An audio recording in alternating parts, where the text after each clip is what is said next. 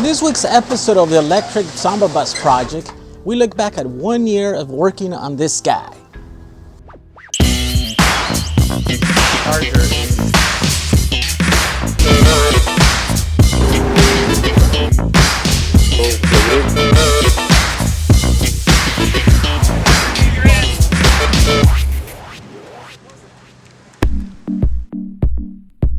So the Electric Samba project really started about a year and a half ago when I decided we needed like a company car, and I decided to do something, interesting other than just an old boring truck or a van. So my brother Gabriel found the egg bus out in Missouri, and he was crazy enough to say, let's go get it. And he just took off and drove all the way out there and kind of picked it up.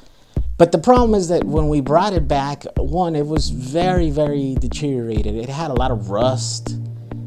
It was going to take a lot of money to get to a point where, I felt that it was going to be good.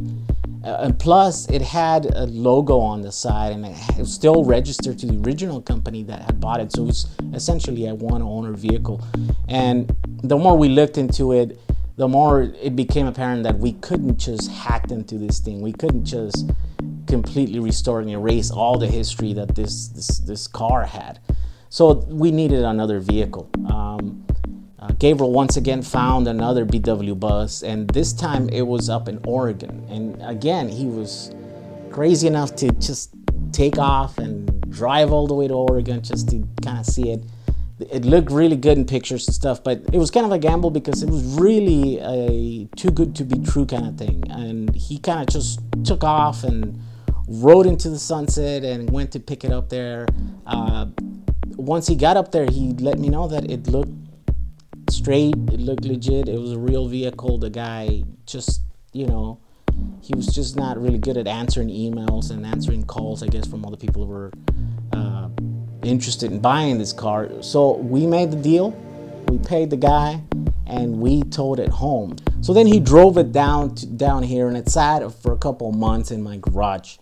But this week it was actually gonna mark the 1 year start of the project, because last year I decided to start working on it during the holiday break.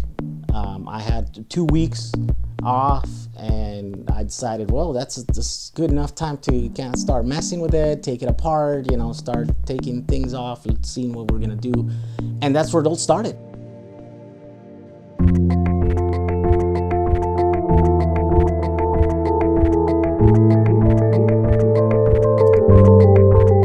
The bulkhead, the wall that divides the front cab from the rest of the vehicle, was for some reason cut. So we decided to reconstruct it, but we decided to do it better than the original. We decided to go with the walkthrough, which is an option that you could order from the factory.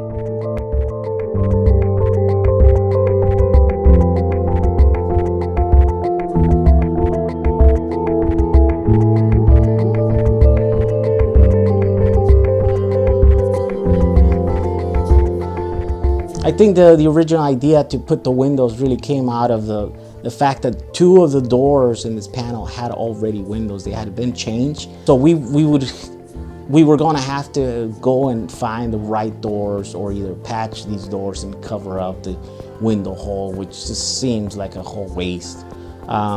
That's, I think, where my idea kind of started, going. I thought, I already have 2 windows there. It wouldn't be so hard to buy the other side, the other pair of doors with windows on there, and I'm almost halfway done to having a 15 window, which is, one of those really cool buses. There's actually they're kind of rare. There are not a lot of them out there, and so that's how the idea started. We're like, instead of buying doors, looking for doors with no windows, why don't we just find for another pair with windows, and then we put them in there. And then I don't think it's that hard. I think we really figured it out. I don't know how to weld, but my dad welded a car back in the 90s with one of those arc welding machines. If he can do it, I can do it too. Why not?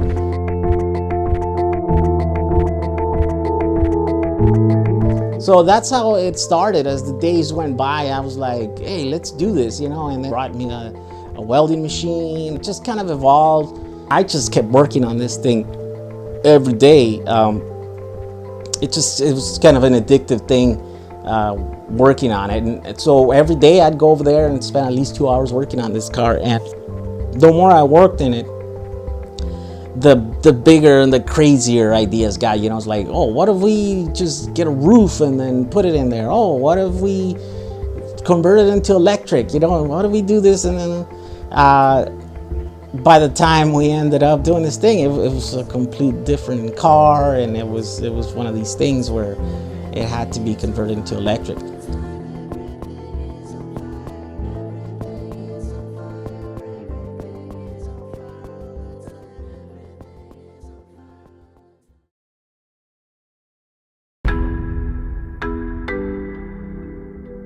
So the idea of converting it into an electric really came after I decided I needed a car after 4 years of not owning a car.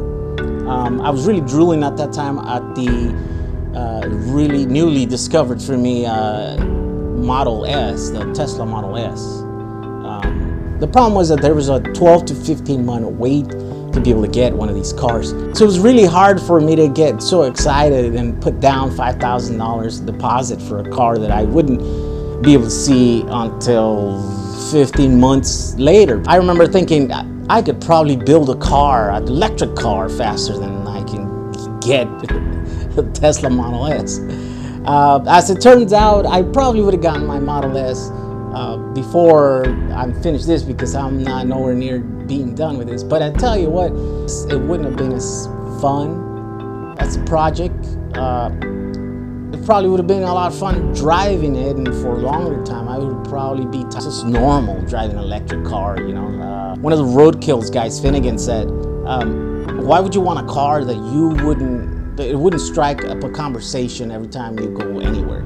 I definitely recommend it, whether you be an environmentalist, whether you be for political reasons, whether you be because you want performance.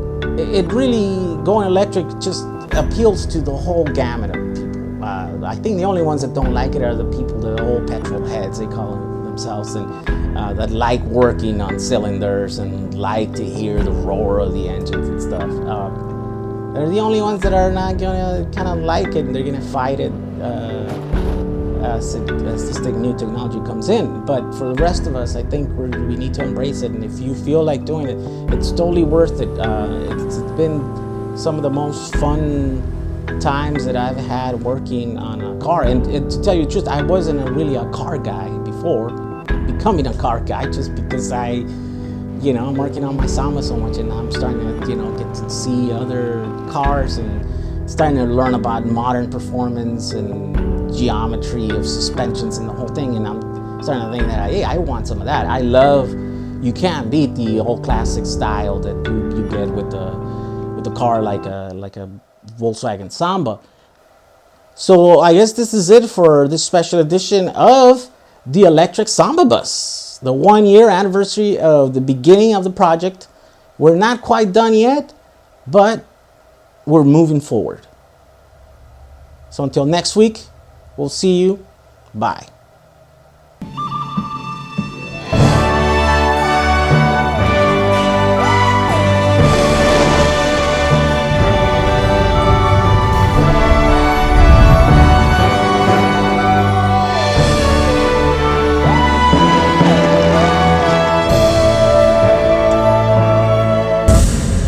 We almost lost our wheel right here.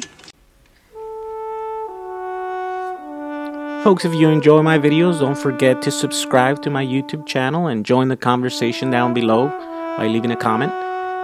If you don't, then also leave me a comment so I can make these videos better. Thank you.